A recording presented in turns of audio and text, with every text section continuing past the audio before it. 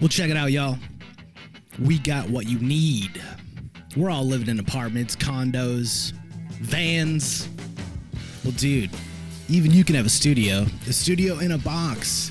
Yes, we can help you with that right here at Blind Knowledge. We work on your budget and we figure out your measurements. We'll get you the best sound for the best price. Let me know, 877-237-1143 or at blindknowledge.com. Yep. Spectres all around me, living in stark, blazing the dark. One by one, pictures gather round me. Where those moonflowers used to lost no more. Spectres gather round here, living in stark, blazing the dark. Night by night, stare into the black where moonflowers used to grow. Do you struggle with putting yourself first? Are you tired of feeling burnt out and overwhelmed from constantly putting the needs of others before your own? I have created a sacred space that will be available once a week for 10 weeks to learn, dive deep, and create your boundaries to boost your confidence and self-worthiness. Go to www.krista-luna.com and sign up for the Master Your Boundaries course starting in September 2023.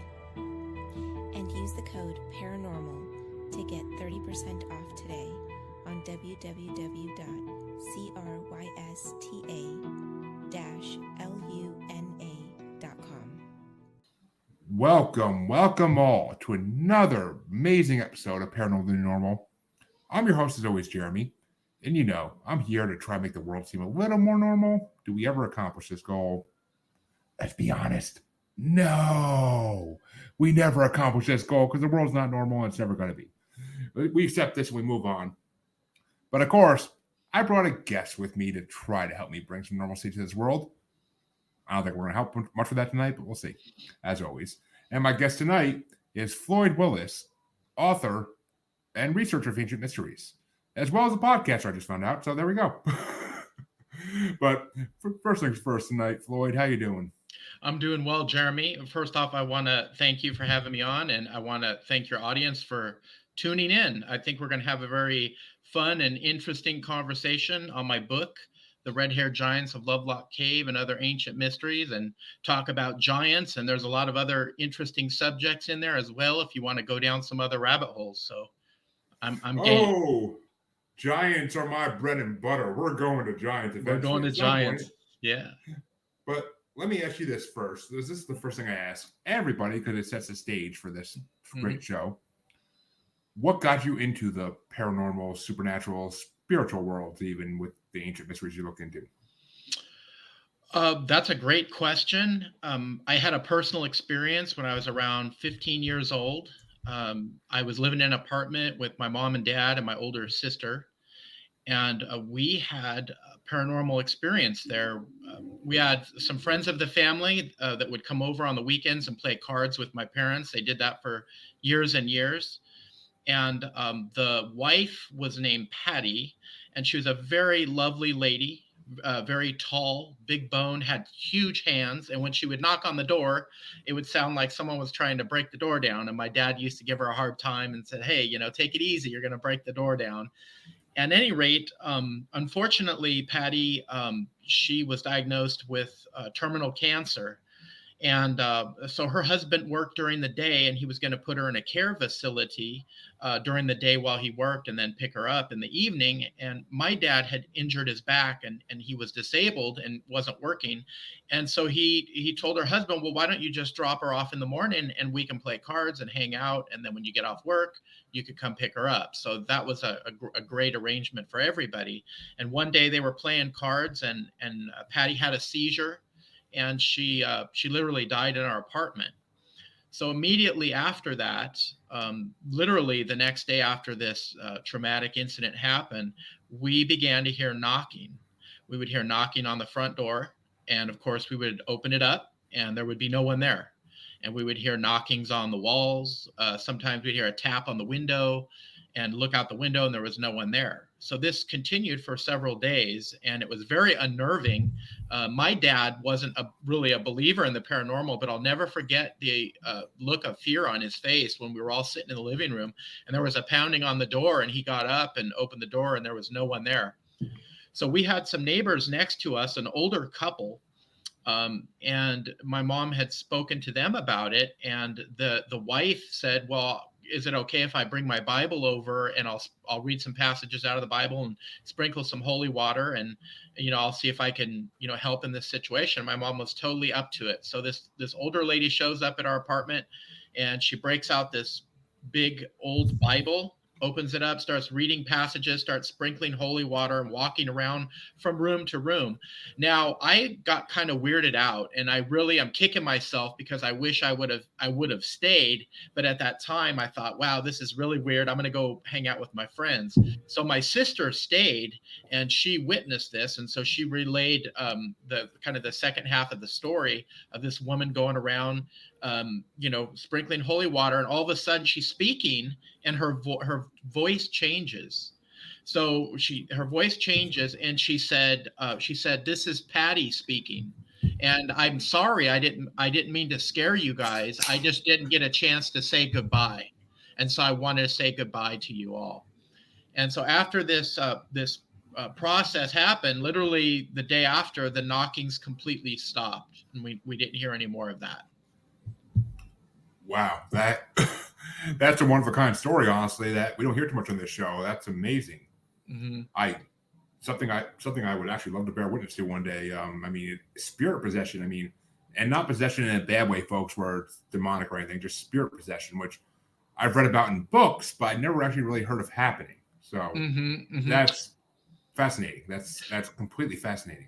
Yeah, and Jeremy, it's like what you're talking about, like spirit possession. Like I even though I was weirded out by it, it did scare me a little bit. Like I didn't feel like it was a threatening energy, like it was an evil energy. I didn't get that from that experience. So it made sense to me when my sister told me the story, and the lady was speaking in this other voice and said, "Hey, I just want to say goodbye. I didn't get a chance to say goodbye." So I didn't feel it was any kind of a demonic or threatening energy at all.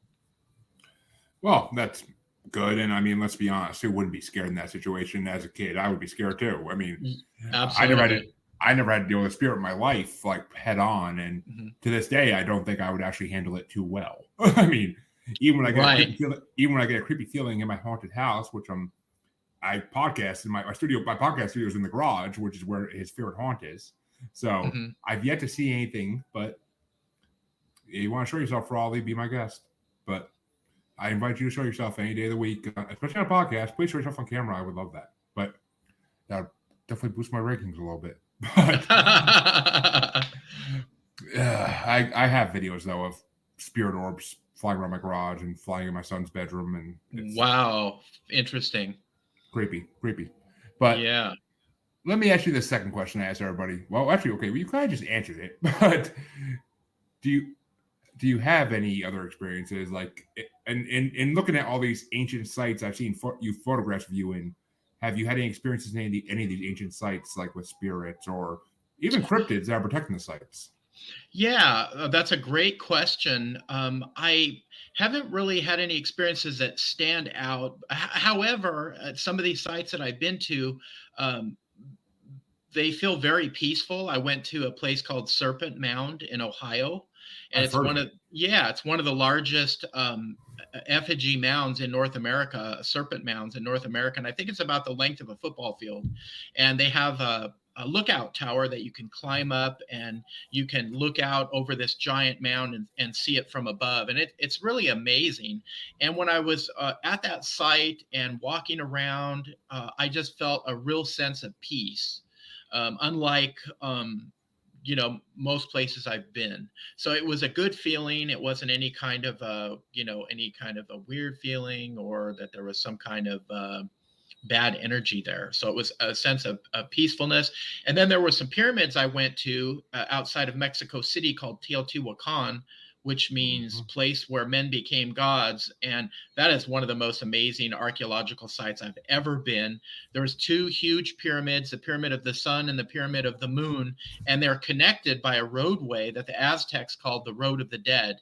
And on either side of that road are a series of smaller pyramids.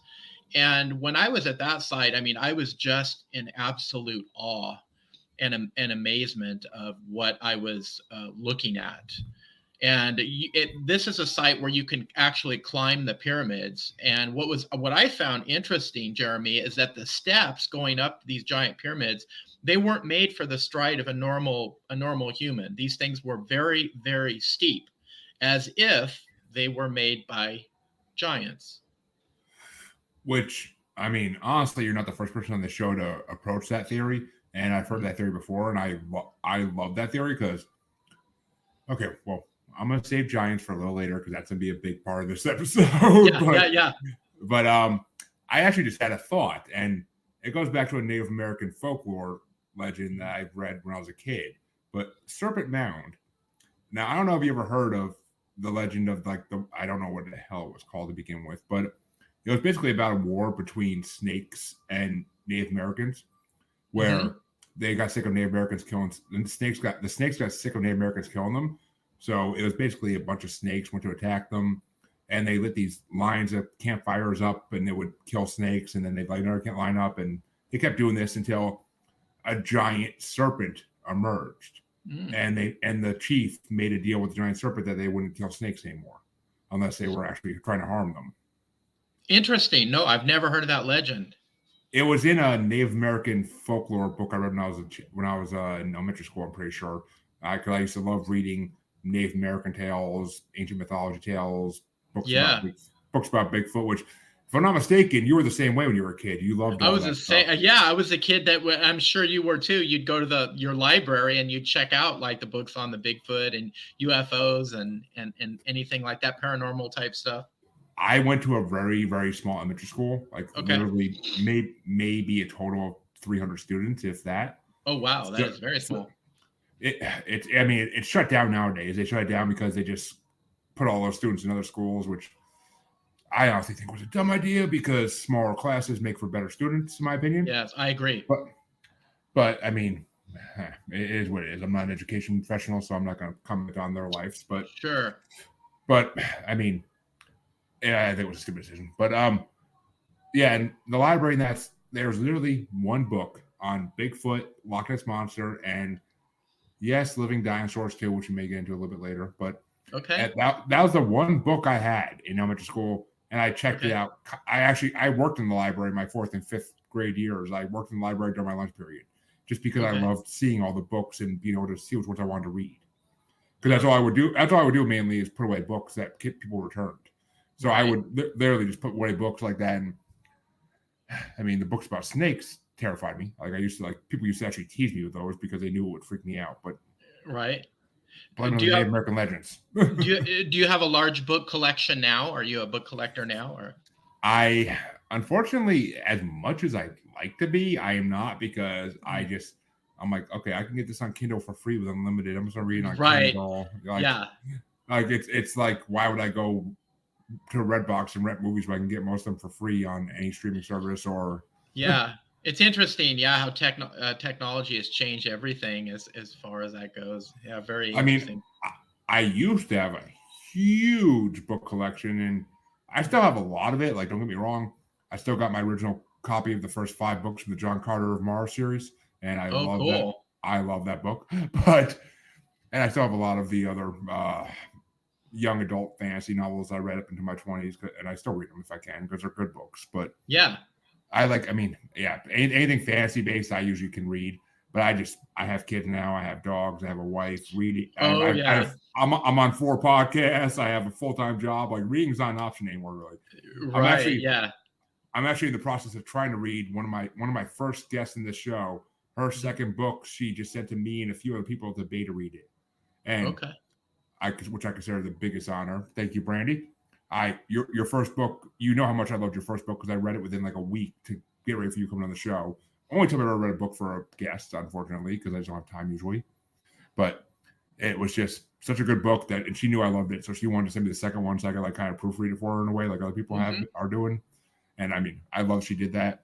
I'm a few chapters in. I need to see. It's the problem. I'm having trouble finding time to read it. That's the problem. But Yes, you sound like a very busy individual. So, in addition to reading books when I was younger, back in the '80s, what was really popular on TV was a show called In Search Of. Are you familiar with that? With late great Leonard Nimoy was the host, and I love that Dr. show. Spock, freaking Dr. Spock himself. Dr. Spock himself. I thought he was a fantastic actor, and I just loved the sound of his voice. And he was just, to me, he was the perfect host for a show like that. And In Search Of, they talked about UFOs and Bigfoot and Atlantis and just all these different strange topics. And I was hooked. I loved watching that show, and so that show was a big inspiration for me. Getting into some of the things that I'm into, like the ancient civilizations and giants and that type of thing. So it carried on over into adulthood. And later on, I discovered the works of Zecharia Sitchin, and he talked about the Anunnaki going back to the ancient Sumerian legends. And of course, they talk about giants. And of course, there's biblical accounts of giants, and I get into that in my book. A very, very fascinating. There are accounts of giants. I mean, back to the tale of Gilgamesh. Gilgamesh, yes. Gilgamesh from Mesopotamian folklore. Epic of Gilgamesh, and I do talk about that in my book. In fact, there was a BBC article that came out, I believe it was in the early 2000s, that claimed that they actually found the tomb of Gilgamesh. And it was this article, and I thought it was very interesting. They were going in depth about this particular archaeological site they found, and they said it matches the Epic of Gilgamesh. And I could not find any follow-up articles or anything on it. It was like it was that one article, and then it just nothing more about it. I mean, I feel like the world call them Illuminati, call them NWO, call them Freemasons, whatever you want to call them. Yeah. There are organizations out there that want to prevent this real history from being found. And that's a downfall in this society, is that these people can stop us. Because, I mean, all right, let's get into it. Screw it. Let's go. All these giant graves that are found, and then the bones disappear within a day. They're going to the Smithsonian. Well, really? Why have they not been displayed at the Smithsonian yet? That's a very good point. In fact, I think there's been over 1,500 newspaper articles documented that researchers have uncovered. And there's probably more coming forward than that. And, could some of those have been, misidentified skeletons? Could maybe there be a few hoaxes? Yeah, there could have been a few. But when I started making this collection of old articles, going through these old newspaper databases, I was finding a lot of consistencies between these articles, a little like just strange consistencies, like skulls found with like a protruding brow ridge, massive jaw bones, and in some cases, double rows of teeth. And in fact, they would be very specific, and they say there would be a double row of teeth in the upper row. And so these articles would kind of match with each other, and we're talking about a span of time going back from maybe late 1800s into the 1960s. And there was just these really strange inconsistencies. And it's like, look, there was no internet back then. Like, a hoax couldn't, just with a click of a mouse be spread across the world. I mean, those were different times. And when some of these articles were written, I mean, there wasn't even, telephones, or very few people had telephones. So I saw a lot of consistencies in the reports that I was seeing, and that gave validity to what was being described in these articles. Exactly. I mean, they can't all be fakes, like the Cardiff giant that what the hell's his name? The guy that Hugh Jackman played found. Right. I know about the Cardiff giant. And when you look at pictures of that, it looked just like almost like a statue, like it was supposed to be a fossilized giant. It looked very fake. But these other reports that had some validity to them. They said they were skeletons. They were giant skeletons, and they just, like I said, they described some of these giants being 7 feet tall, 8 feet, 9 feet. I have a report in my book of a giant skeleton in Pennsylvania that allegedly that was, like 15, 16 feet tall. I was gonna say those are the ones I hear about. I mean, 7-foot giant. I mean, it must have been a kid because that wouldn't impress me much because I'm 6 foot tall. So right, yeah. I've met people that are a foot taller than me, and it's still not that impressive. Like it's Yeah. daunting. It's daunting when you're 6 foot tall and you find someone taller than you. It's kind of like okay. But I mean, they can't all be the car. Not everything that's found is going to be the Cardiff Giant, like P.T. Barnum tried displaying as a real giant. Like it just. That's the name I'm trying. That's the name I'm trying to think of. People, I can never think of his actual name. I always just think of Hugh Jackman now. But right. Yes. And, and one of the central stories in my book focuses on Lovelock Cave, which is in Nevada, and the Northern Paiute in that area have a tradition that goes back, hundreds, maybe even thousands of years of this race of red-haired giants that lived in that area. And they called them Satika. They were known by a number of names, Satika being one of them. Satika means tule eater, and tule is like a water plant. And there was a lake around that area, and at one time it was very marshy. And allegedly, these giants, they would use the water plant for various things. They would make basketry out of these water plants, even like sandals. Like there was a woven tule sandal that came out of Lovelock Cave that once I did the measurements and translated it into shoe size, it came out to the size 29 shoe. And I looked through all the records of the biggest feet, and no one matched size 29 shoe. I mean, I wear size 16, 17 myself, and Shaq wears size 22s, but still, like that's size 29 is God. I mean, imagine the correlation there with what they say about big feet. I mean, Jesus. Yes, exactly. Well, it was interesting because I have a photo of it in my book, and it was actually sent to me by an anthropologist at the Nevada State Museum.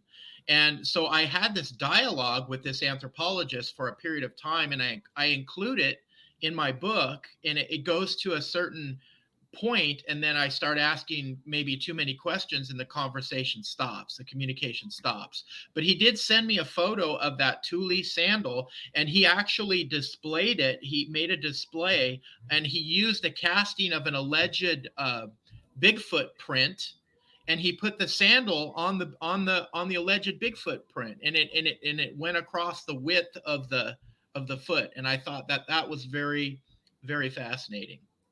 Now, see, you kind of just read my mind, because I was going to ask you at one point or another, do you think that Bigfoot and giants could be related somehow? Absolutely, they could. I mean, you hear a lot of these reports of Bigfoot encounters, and the majority of them, I mean, they're talking about a being that's 8 feet, 9 feet, even taller. So in effect, it would be a giant. I've recently met 3 different people within the past 6 months that have had actual Bigfoot encounters. And I think that was quite amazing. In fact, one of them's one of my neighbors, an older gentleman that I always talk to when I'm walking through the neighborhood. And he actually had 2 encounters out here. I live in Washougal, Washington, and he had an encounter. This was on the Washington side, near Bonneville area, and he actually had 2 encounters, and they're undocumented.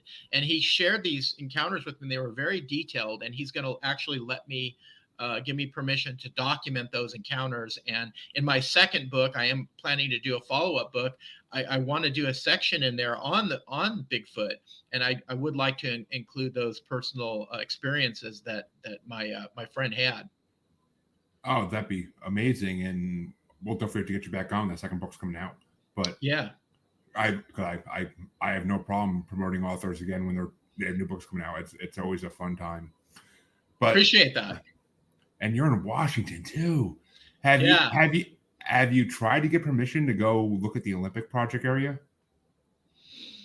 No, I mean, I I am like you. I am a very, very busy individual. And so when I do get out in my area, and there's a lot of beautiful areas out here, I'm usually taking my sons and we're usually going hiking on some trails. Um, but there's still a lot in my area that I have yet to explore. Well, let me put it this way: Small Town Monsters. I don't know if you heard of them. They've done a lot of documentaries on Bigfoot, especially. Okay. And they went to the Olympic Project for one of their documentaries, and they basically found proof of Bigfoot at the Olympic Project. Wow. They found nests that are so big that there's nothing else. No, there's no animal known to man that would make a nest that big. Interesting. And there are like lines of them there. Like it's like the Olympic Project. A lot of people believe the Olympic Project. I mean, even though government says it's just protected forest, like a lot of areas, it's a huge belief by a lot of people that they know there's Sasquatch clans that live there, and they just protect it for that reason. That makes perfect sense. I mean, I could definitely see the possibility in that. Have you heard of David Paulides? Any of his work? He does the Missing 411. He has some books. I'll say I knew the name. I couldn't place it, but as soon as you said Missing 411, I was like, "Yep, okay, I know the Missing 411." That goes into a whole theory of mine about Hollow Earth and Bigfoot and Dogman and everything else. Like it's just. It takes you down some other rabbit holes, right? Oh, I mean, well, actually, as someone who's done a lot of exploring on ancient sites and stuff, I'm sure you've noticed the amount of cave systems across the Americas. Absolutely. In fact, I'm glad you brought that up because one of the archaeological sites that I mentioned earlier, Teotihuacan in Mexico, there's a whole underground cave system underneath that site. And back in, this was probably 15 years ago or so, a sinkhole opened up. And one of the archaeologists, local archaeologists, actually Indiana Jones style, roped down into this tunnel with a torch and found a whole series of caves underneath Teotihuacan.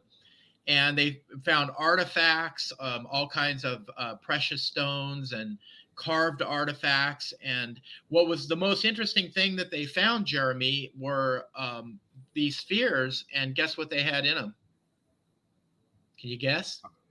I want to say that flower you were talking about earlier.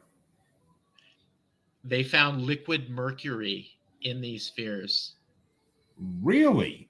Yes. Okay, I just want to say I never would have guessed that in 1,000 years. Yes, most people wouldn't unless you heard about the discovery. But liquid mercury was found in these spheres in this tunnel system underneath Teotihuacan.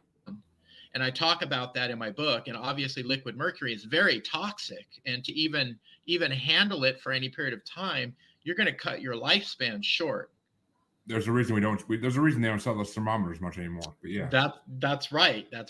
And what's interesting is if you get liquid mercury cold enough, it can actually produce anti-gravity properties. In fact, I was watching an episode of Ancient Aliens, and they were doing this experiment. There was like this track, and it had this magnetic track, and the scientist it looked like a little puck, and he said it was filled with something that was equivalent to liquid mercury. It wasn't liquid mercury, but it had the same kind of properties. And the reason why I didn't use liquid mercury is because it was so toxic.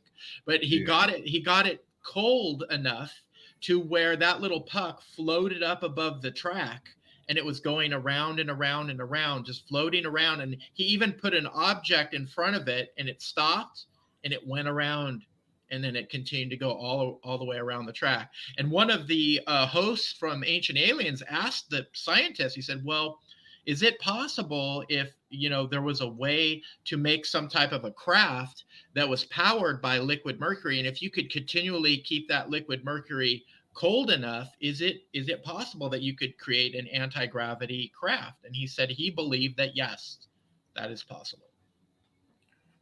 Well, I'm sure the government's already figured that the hell out by now. Oh, yeah. Oh, definitely. But I mean, that would also explain. I mean, liquid mercury, I'm pretty sure, is, as far as we know, only found on Earth, as far as we know what planets we've been to. But I mean, I don't think they ever said they found it on Mars. But Yeah, I'm not sure. I don't remember ever hearing that. But I mean, that right there could be proof that extraterrestrials lived on Earth at some point, and that's what they started using for the ships. It's very possible. It's an interesting question because you have to ask yourself, well, why of all places at this ancient site or did you find these spheres with liquid mercury? Now, conventional archaeology would tell you the ancient people used liquid mercury as a scrying device, which is like how the crystal ball kind of thing. You look at it and Of course, you can divine or make predictions about the future. And so conventional archaeology would tell you, oh, they would just use that as a scrying device. So who knows? I mean, but then again, they want to tell you a lot of things about ancient people. That's right. That's right. I mean, I'm waiting for the day that they prove Heracles was a real person, but that's just the way it is. I mean, the way I see things, it's like I am all about the government hiding everything because why wouldn't they? Information is power. Why wouldn't they hide things from? Because yes, human beings would freak the hell out if they realized everything that was going on Earth, but it's still our right to know. It's our right to freak out over it because it's our planet. I mean, we live here now, whether we were created here or whether we were bred here or whether we were slaves here originally to another species. Who knows? I mean, because I've had two guests previous. One is a Atlantis researcher. Okay. And him and his partner believe they found the central city of Atlantis in the African desert. And that the idea of a city sunken into the sea, it might have been one of the province states of Atlantis, but it wasn't like the main place. Right. Like the Greeks may have took that city and sank it, whatever, it happens. But on Earth, it happens a lot with war and humans. But yeah, I mean, most definitely. He's under the belief that all these ancient alien species, pretty much, they civilized Earth. They either created us or we were already here, and they just made us slaves, and then eventually they left us to breed and survive on our own devices. But I mean, it's just he had a lot of theories about that, and it's interesting though because he believes he found the central city of Atlantis, which before that interview with him, I have never heard of anybody saying that. Right. Yeah. And that's in a desert. It's in a desert. Which I mean, evolution and time do things to areas, but still. Right. And there could have been also too cataclysmic events. We do know that about close to 12,000 years ago, our planet was hit by a massive comet that broke into pieces and hit North America and Europe. And that gets into the works of Graham Hancock, which have been a real big influence on me. Reading his first book, Fingerprints of the Gods, and then his follow-up book, Underworld, what gets into a lot of these sunken cities.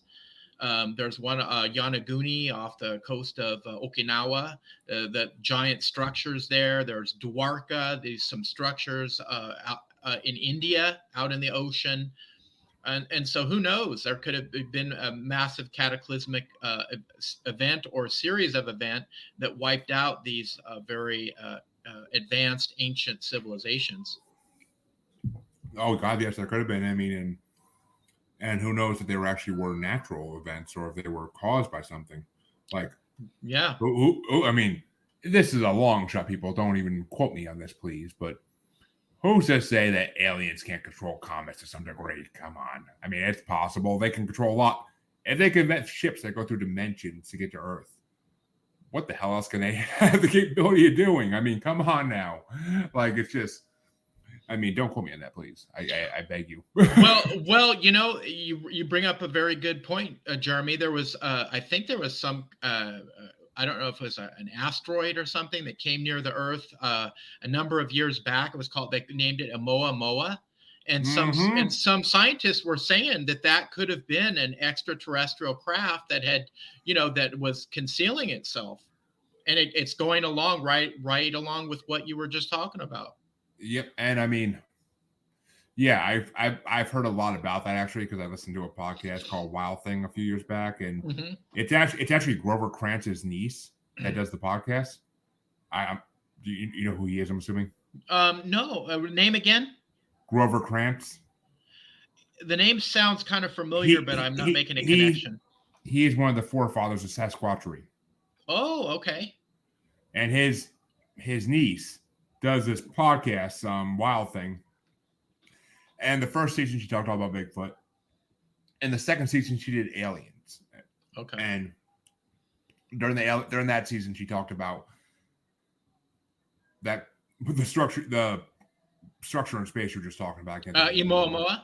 Yeah. Oumuamua, yeah. Yeah. She talked about that for a whole episode and how people believe it was an extraterrestrial craft by possible. It's possible. I mean, who knows what their ships really look like? I mean, they could have all these designs in their ships that like make them look like they could say, "Oh, these stupid humans think we have flying saucers. Let's make all our ships look like flying saucers." Why not? Let's just mess with these tiny brain humans before we go probe them. Right. So, I mean, that's the worst part about the paranormal. That's the part I hate is it's always who knows. Like we can't prove it. It's sad. Yeah. It's sad. Yeah, and the discussions like these open up more questions. It seems to generate more.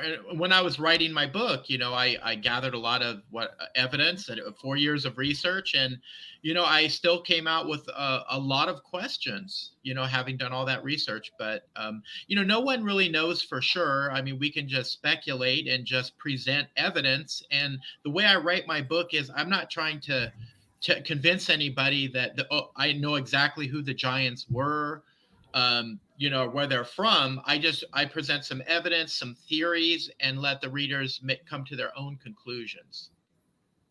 I mean, well, that's the way it should be done, honestly. And yeah, trust me, on this podcast alone, I present all these theories I come up with in my own mind, and then someone will ask me, well, what about this? I'm like, well, fuck. Now I got to come up with a whole new theory that involves that. Like, it's just like, I honestly, someday in the future, I will write a book of all my theories and put them out in writing. But that day is nowhere near.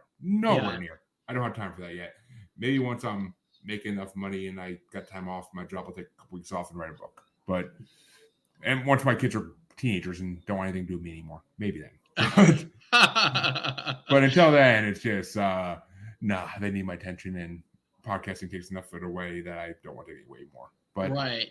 Well, getting back to the story of the whole red-haired giants, the Lovelock Cave. So northern Paiute tradition talked about a race of red-haired giants, and they were very violent. They attacked surrounding tribes, and they were cannibals. They would eat their victims, and they were a very evil tribe. And allegedly, the Paiutes waged war against these giants. They allied with other native tribes, and they waged war with these giants that lasted for a period of 3 years. And finally, it culminated with the last of the red-haired giants being cornered in Lovelock Cave. And the Paiutes threw brush in front of the cave and lit flaming arrows up, and they shot them at the brush, and it caught fire, and it burnt the giants to death. Now, in 1911, there were two guano miners, and guano is bat dung. They were mining this bat guano out of Lovelock Cave, and they uncovered some skeletal remains. They uncovered artifacts, and they called in the local university. And then there was a initial archaeological excavation done, and a number of mummies, skeletons, and thousands of artifacts came out of the cave. Now, the skeletons disappeared. They disappeared, of course, right? The skeletons disappeared, and the artifacts that came out of the cave were distributed to a number of different museums. Now, here's something very interesting. So some skulls that allegedly came out of Lovelock Cave ended up in a museum, a local museum called Humboldt Museum, and they were never put on public display. They were always kept in the basement, and you had to ask the curator to see them. They were kept in these cupboards. And I thought that was very unusual. It's like, wow, so why aren't you, showing these to the public? Why do you have them in the basement? And so allegedly these skulls were at the Humboldt Museum for, at least 40 years, a long time, 40, 50 years, maybe even longer. And when I began to write my book, the story of Lovelock Cave fascinated me in that there are still artifacts that you can see at the Nevada State Museum that came out of the cave. And there's also some photographs of these skulls that were once at that museum. And I acquired some of them with permission of a researcher named M.K. Davis. He gave me permission. I have a picture of one of the bigger skulls in my book, and it's a massive skull. It's a massive skull, and in the upper row of teeth, can you guess what's up there? 2 rows? Almost 2 rows. There's extra teeth. Which, I mean, if you're going to be a cannibal, 2 rows of teeth would definitely help with that because you're going to be chewing a lot of bones. That makes good sense. And what's interesting with the whole double row of teeth, if you look even in the Bible, and obviously most of us that are familiar with the Bible are familiar with the story of the Nephilim or a David and Goliath. Everyone usually knows who Goliath was, but there's a specific reference in the Bible when David and his mighty men were fighting these giants. There's a giant referenced in there that had it says it had a double row of teeth, and it had 6 fingers on each hand, and which is called, a medical term is called polydactyly. And that still happens. There are people that are born with extra digits. It's not a frequent thing, but it still does happen. And there are people born to this day that do have supernumerary teeth. They have extra teeth, or even an extra set of a double row of teeth. And it's not very frequent, but it still happens. And it makes me wonder, and I just raised the possibility is, could these traits of polydactyly, the extra digits and the double rows of teeth, could they have been a genetic kind of trait that was left by these giants in our DNA? I was going to say, I'm like, sounds to me like some of our human ladies back in those days were getting freaky with some giants, but. Well, you know what? You raise a good point. Have you heard about the discovery of the Denisovans? Vaguely, I think. I don't think I ever heard about it in detail. Okay, so I talk about the Denisovans in my book, and they are a new species, relatives of us that were discovered, about 10 years ago in Siberia. There was in the Altai Mountains, in some caves, archaeologists were doing excavations, and they found a giant tooth, and it was about twice the size of a normal human tooth.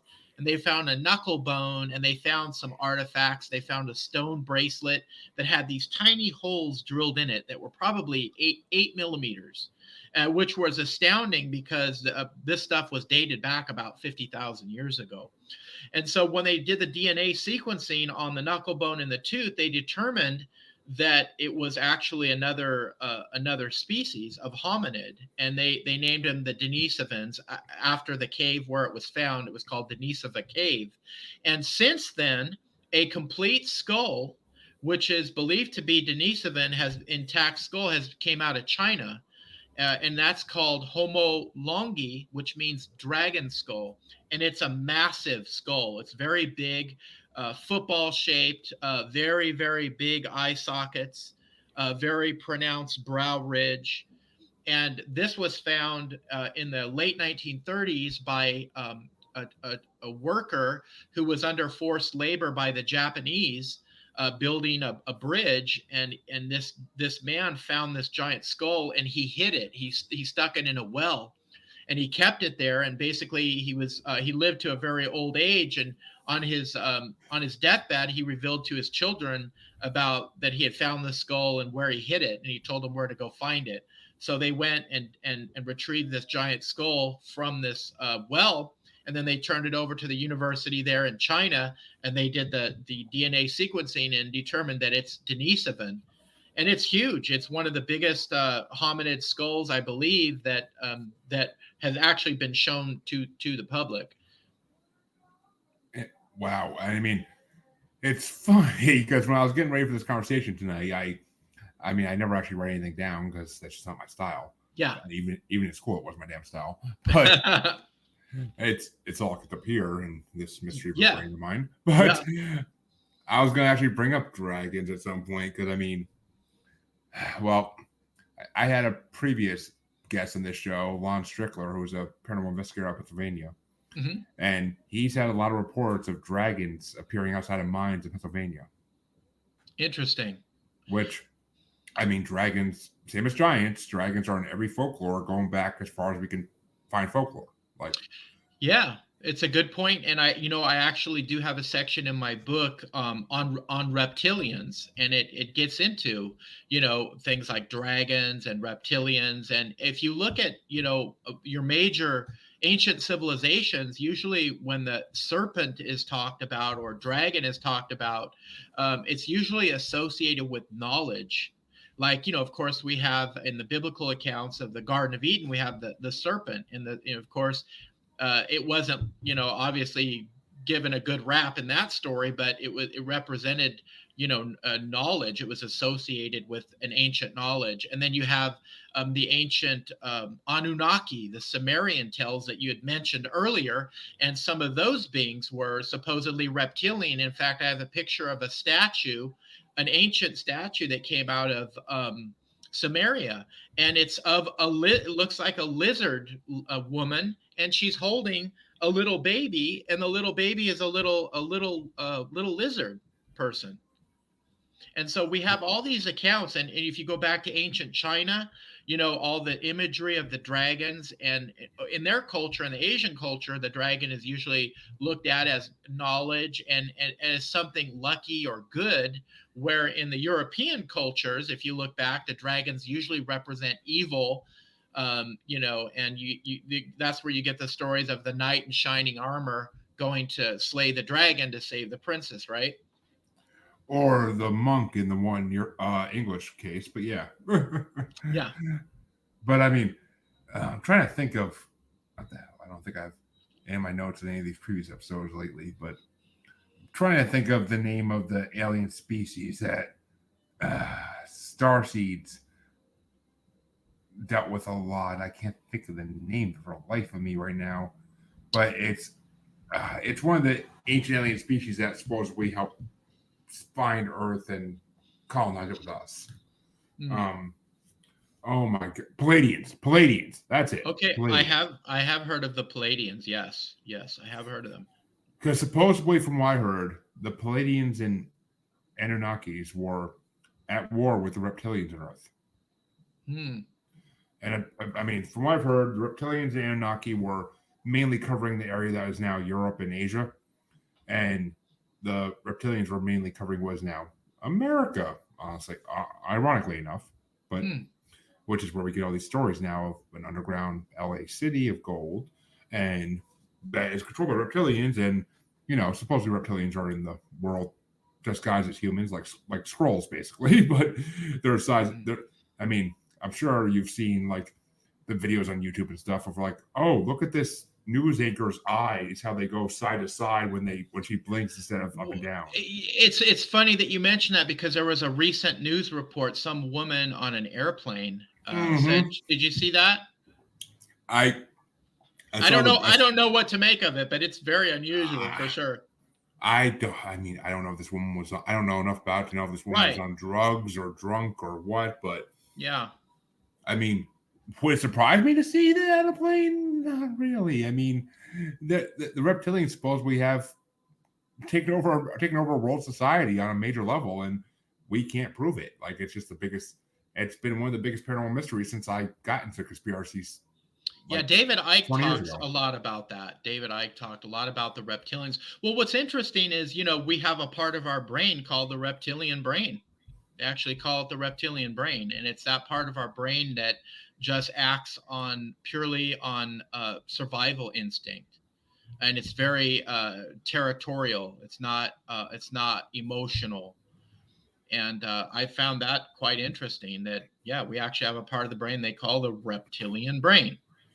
Well, I mean, yeah, it's the fight or flight moment in our brain that supposedly has that, but which, I mean, who knows? I mean, I was told on an episode a couple weeks ago that a woman had stories from her father, who was in the Navy, about Velociraptor extraterrestrials fighting with the Americans in World War II. Wow, that's wild. when that episode actually releases on podcast, oh my God, you can actually hear me like try to compose myself for like a couple minutes as I'm trying to figure like how to wrap my brain around that. And, Exactly. Yeah. but is it possible? Yes, in the paranormal world, pretty much everything's possible. But does that make sense to me?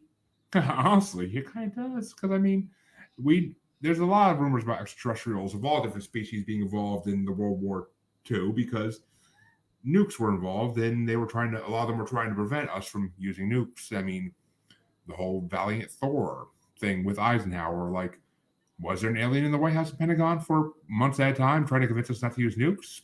I could believe it. Because if I see a little dirtball planet that's all of a sudden getting all this power with nuclear bombs and stuff, I'm going to be like, we need to go send someone down there. We need to go talk to them and tell them this is not a good idea. You're going to destroy yourselves in the process. Which we haven't yet, but we're on the verge. We're, as my mama would say, we have one foot on a banana peel and the other dangling off the edge of a cliff. Basically, until some leadership changes in the next couple of years, and then hopefully things get back to normal. But we'll see. We'll see.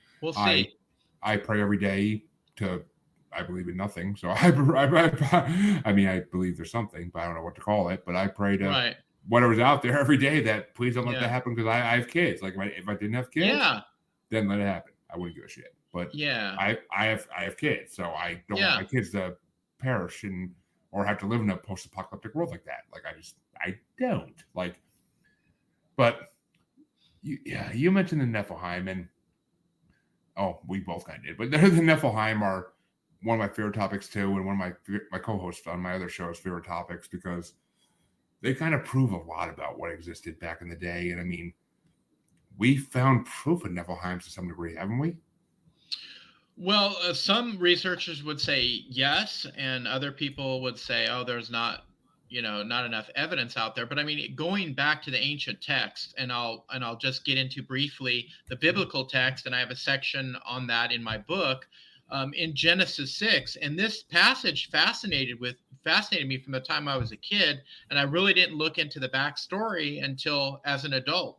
And it's Genesis 6, and I'm just going to paraphrase it. It said, there were giants in the earth in those days and thereafter, when the sons of God came into the daughters of men and bore them children, and they became mighty men of renown. And it's a very unusual passage because it's saying the sons of God came into the daughters of men. So the first question is, who are the sons of God, right? Who are the sons of God? Yeah. Who are the sons of God? They came into the daughters of men, which means that they had sex with the earth women, and they bore giants, and they became these mighty men of renown. So as I started digging into that, I started looking into the Bible to find more evidence of who are the sons of God. And I found a number of passages there was a couple passages in Job, one where Satan was approaching the throne of the Lord, and it says he was accompanied by the son. He was accompanied with the sons of God, right? Those weren't humans that were accompanying him in the heavenly realms, right? Those were those were angelic beings. And also, there's a reference in Job 2. It says that when the foundations of the earth were being laid, the sons of God shouted for joy, right? So this was long before allegedly humankind was created. This is when the earth was being created, and the sons of God shouted for joy. Those weren't humans. Those were celestial beings. Those were angelic beings. And so we get into the whole topic of, could these beings have been angelic beings? And if you think of an angel or a demon, or something paranormal like that, the question is, are they from the earth? Are they from the earth, or are they from somewhere else? Exactly. Right? I mean, that's one of the biggest things that people debate nowadays is angels and demons. I mean, I've heard people say that extraterrestrials are demons, and the reason people get abducted is because they are doing satanic practices. I mean, according to this guest, it was like listening to heavy metal, but if that was the case, I would be abducted every day of my life. I would have been gone a long time ago, Jeremy. That's, I mean, when I had that guest on and his episode released already, so I'm not really worried about hearing this, but like, it's just, when he was on saying that stuff, I was just like sitting there like, I'm keeping quiet right now. I'm keeping quiet right now. I don't want to flip out on the guest like I'm about to. Kind of biting your lip there. But it goes back to the question is, so if these are some type of celestial beings, and if most people can agree these things are probably not from here, so what would that make them? If they're not from the earth, they could very well be considered of extraterrestrial origin. They're not from here. They came to the earth. I could be mistaken here. I could be. But I believe it says somewhere in the Bible that Earth was not God's first experiment. I believe it says that somewhere in the Bible, if I'm not mistaken, because I know it's in Paradise Lost by Milton, which, yes, that's supposedly a work of fiction, but it kind of matches up with the Bible pretty damn good. And which, I mean, okay, Paradise Lost is one of my favorite. I never actually read the book, but I've heard me neither. I've heard like the Parcast version of it when they did on mythology, and I mean they basically did it almost word for word, and it's just incredible like to hear that story. And it's a book that actually makes you feel bad for Satan, which I praise Milton, because if you can make people feel bad for the devil, you are an amazing author. Like, keep it, like, you did your time. I mean, obviously don't keep it going because you're long past, but still, like, it's just God, like, that's incredible. But well, before we get to the end here, though, I did want to talk, because we talked Giants. We kind of got to talk the opposite a little bit. And I mean, for all my Lord of the Rings and Hobbit fans out there, let's talk Hobbits. I love it. The little people. And I have a section of my book on the little people. And it was interesting because I originally didn't intend to go down that rabbit hole, but in the process of gathering all these old articles on giants, I actually came across old articles on the discoveries of pygmy skeletons discovered in North America. And so I started making a little collection of these articles that I found and doing research into that, and made a discovery that in most Native American tribes, not only are their oral tradition talk about giants, but they talk about little people as well. Yeah, I mean, I've heard so many stories of the skeletons of like little people found around the world. Like, it's just, I mean, and if you look in Asia, they basically prove the orang pendek exists, which is a little Bigfoot.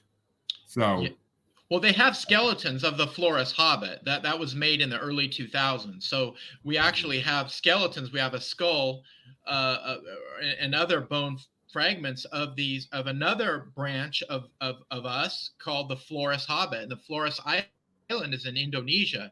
And there was a giant cave in the early 2000s that they were excavating called Liang Bao Cave.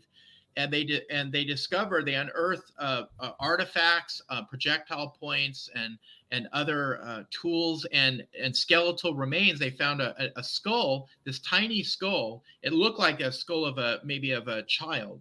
It was so small, but then they did other testing on it, determined it had wisdom teeth. So it was a female, because they found the other fragments of the skeleton, and they could tell by the pelvic area that it was a woman. And that this being was no more than, not much taller than 3 feet. And, it raised a lot of controversy in the field of paleontology and archaeology, because a lot of the paleontologists were coming out and saying, oh, they must have had like a disease, microcephaly or something that would make them small. But yet all the testing that was being done and more skeletal remains being found determined that was not the case, that this was a race of little people that wasn't much taller than 3 feet. And, they were intelligent. They knew how to make fire. They knew how to make tools. They probably had some type of language. And what was interesting is their brain was smaller than that of a chimpanzee, but yet they had this high intelligence to do all these things, which actually kind of contradicts what we're taught in the theory of evolution. That the bigger brain that you have, the more intelligent you are. Yet here these beings are that were able to do all this that had a brain smaller than a chimpanzee. Which, I mean, see, I used to be the biggest proponent of evolution in my school days. Mm-hmm. Like it was my argument against my rest of my family that was religious. Like, how could evolution exist in a world where God created everybody?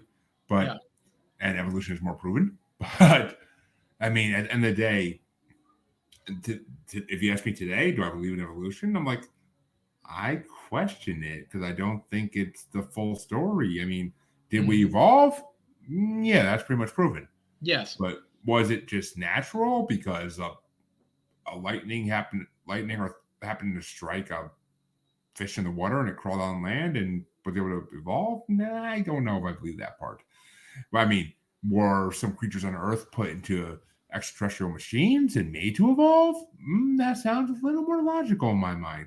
I mean, I don't know. I like, oh my God, I should have just named this podcast. I don't fucking know, because that's basically the bottom line of it all. Like, I don't know. And yeah, but we do have archaeological evidence of these little people. I mean, we have the evidence, the physical remains, and we also have physical remains of the Nazca mummies. I'm not sure how familiar you are with them, and was discovered in 2017 in Peru. And I have a whole section in my book on those discoveries, and they've been tested since 2017, and they've proven not to be fakes. And we're talking, some of these little beings look like reptilian beings, hybrids between Homo sapien and a reptilian. There's a picture I have of one of these mummies in my book that they did the x-rays, and it looks like it has reptilian eggs in the stomach.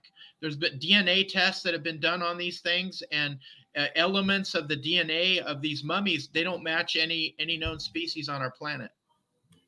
Okay, see, right there, the government's keeping this shit secret for a reason. Like, they're not broadcasting this for a reason. Like, because I haven't heard about these. I mean, maybe I have in passing, but I haven't heard about these in enough detail to actually say I know these. To me, I think it's one of the biggest stories of our time. And they originally, this came out in the public about 2017. And ironically, the mummies were turned over to the public by grave robbers. They allegedly, a group of, they call them huqueros, and they go and they loot these ancient archaeological sites, and they've done this for generations. They put the artifacts and the skeletons on the black market. But this group of tomb robbers found these beings, and they were so different to what they'd ever seen before. They were like, you know what? We felt so important that humanity needs to know about these things. So instead of putting them on the black market, they turned them over to an independent archaeologist from France that was working in Peru. And that's how these things became public. So if it would have been from the archaeological community initially finding these things, we probably would never have seen them, nor would we even be having this conversation about them. No, because the government would have confiscated them in a second. But yes, it's just sad. It's just sad. We can't even. Why don't they want us to discover what's out there? That's the biggest question in the paranormal. I mean. Well, like you said, knowledge is power, and if you can control the flow of knowledge, that's you can use that to manipulate. You can use that to control, and I do talk about that in my book, specifically with the Smithsonian Institution doing that. Exactly. I mean, it's just. I mean, if we could do a mass lawsuit against the Smithsonian, it'd be interesting to see how it goes, but. I don't know how many paranormal people would be behind me in it, but I mean, maybe someday. Jeremy, if you put something together, I'll sign my name to it. So, it's like, why are you trying to prevent humans from learning more about themselves and their history? Like, there's no purpose that I could see that would really serve it. Like, unless you're trying to keep, if you're trying to keep mass fear away. Okay, I could kind of understand that, but still, let humans make their own damn mind up. Like, we're absolutely. I mean, it's also in the same camp as people who say the reason they don't tell us Sasquatch exists is because they don't want people out there hunting it. That's a good point. I mean, I could see the reasoning behind that. Also, too, David Paulides and his Missing 411, if you watch some of those documentaries or you read his book, it could also be the fact that there's a lot of people that have disappeared in our national forests. And of course, if they do know that something's out there, and these, maybe, picking these people off, it wouldn't do them any good to try to prevent people from going into the forests or parks and that type of thing. Well, I have heard stories that I've heard stories from some people that there are two different breeds of Bigfoot. Mm-hmm. At least, oh, actually, no, I'm thinking of dogmen. There's two different breeds of dogmen. That one that attacks people without cause, and one that just kind of bluffs people to get to go away from its territory. But I'm pretty sure I've heard the same thing about Bigfoot as well, though, where there's species of Bigfoot that are more willing to attack without warning. I've heard that too. But there's also the typical Bigfoot that I've heard stories of people telling stories from their grandfathers that, like, oh yeah, my grandfather lived on a snowy mountain in Colorado, and there would be a Bigfoot all the time that would come by and look in his window, and he happened to look in the window once when I was there washing dishes, and I saw it. And like my grandfather said, oh, don't bother him. He just looks in every once in a while and sees what I'm doing, and then he goes on. Like, the older generations were a lot more understanding of this stuff, and I don't think they reported it because of that, because they just knew there was more to this world than they know about, and they lived with it like it was a normal life. I literally live 10, 15 minutes, actually, like 10 minutes up Route 2 in Massachusetts from Leominster State Forest, and it's a Bigfoot hotspot. But I've hiked there multiple times, and I actually had a picture once. I had a picture of what I thought could have been a footprint. But I was actually almost too nervous to post it in Bigfoot groups I'm part of, because I didn't want to give myself a bad name if it was like a not. Like, it's just as little as it is, I have a reputation to uphold. But a little bit I have a reputation to uphold. I'm not Grover Krantz. I'm not Patterson or Gimlin. I'm not one of them, but like, it's just, I do have a reputation to uphold of some kind.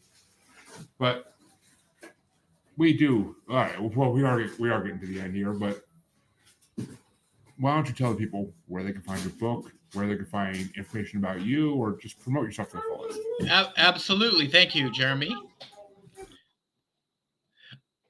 So you can find my book at bookbaby.com. And if you are interested in that, purchasing the book, I'd encourage you to go there, because they're very supportive of self-published authors, and I'm a self-published author. You can also find my book on Amazon, as well as Barnes & Noble as well. I have a website. It's called theancientgiants.com, and you can find more information about my research. And I have a chapter breakdown in there of my book, which will get into more specifics of what each chapter contains. And also there's a number of links to other podcasts I've done regarding my research. Which, yes, I did actually check out your site today a little bit, and it was to get a picture of your book at least, and to put on the flyer. And one, I love it's called bookbaby.com. That's just awesome. Like, that's a perfect name. It really is. Please, everybody, check out his book. It's on my list. It's a long list, but it's on my list of books to buy one day when when this podcast starts making money, because you all start paying me for it to listen to some episodes. Then my book collection one day will be huge, of all the people that I've had on my show. And I have some signed ones already. Hopefully I'll get all of them signed at some point, but we'll see as time progresses. But I'm working on it. I need to start making a little cash from this first, but Patreon coming soon. I keep saying that, but it's coming eventually. I gotta find the time to record bonus episodes, for God's sake. I give you guys so many episodes normally that I don't have time for bonus, but thank you for coming on, Floyd. And it's been an absolute pleasure talking to you. And there's so much we didn't get into. Oh my gosh, Jeremy, thank you for having me on. And if you'd ever like to continue the discussion, there are a lot of topics in my book. Aside from giants, we can get into the little people. I have a section on the alien races, get into the reptilians and the grays and the tall whites. And I've got all kinds of stuff, the ancient Sumerian stuff. So we can go down a lot of rabbit holes. the Norse aliens. Ooh, one of my favorite topics. The valiant Thor himself. But we will get into. We can get. We'll have. I think we'll have Floyd back on when his second book is about to come out, so he can do a little promoting while he's on here too, of course, because I don't like that people on here just for me to talk. I like to have them have a purpose too. But so we'll definitely have you back on. But until next time, folks, you know where to find me. If you don't, listen to the outro on the podcast form. But anywhere you're watching this live or replays, you can find me there. So come enjoy it because it's going to be just more of these conversations about the mysteries of the world, which is my favorite thing in the world. So let's keep talking about it, and hopefully one day we can get the government to admit something. But until next time, please like and subscribe wherever you're watching, wherever you're listening. Like and subscribe. It goes a long way to me getting ad content and being able to actually make more, because I can make something off this and my wife will understand more. But until next time, Floyd, it's been an absolute freaking pleasure. I love having you on. Great. Definitely up there on my top fun, guests. Jeremy. Thank you so much, Jeremy. You're a fun guy to talk to. You can find me on Facebook as Jeremy Bryant, or you can find me as Uncensored, Unapologetic, and Untamed UQ Podcast Collective Facebook group. You can find me on Twitter and the Instagram as @JugglerBastard, or should I say X now. And you can find me on TikTok as @JugglerBastard Podcast. You can also find me on YouTube as Paranormal the New Normal. And you can also find me streaming on YouTube as Blind Knowledge Network, because all knowledge is blind until they admit Bigfoot exists.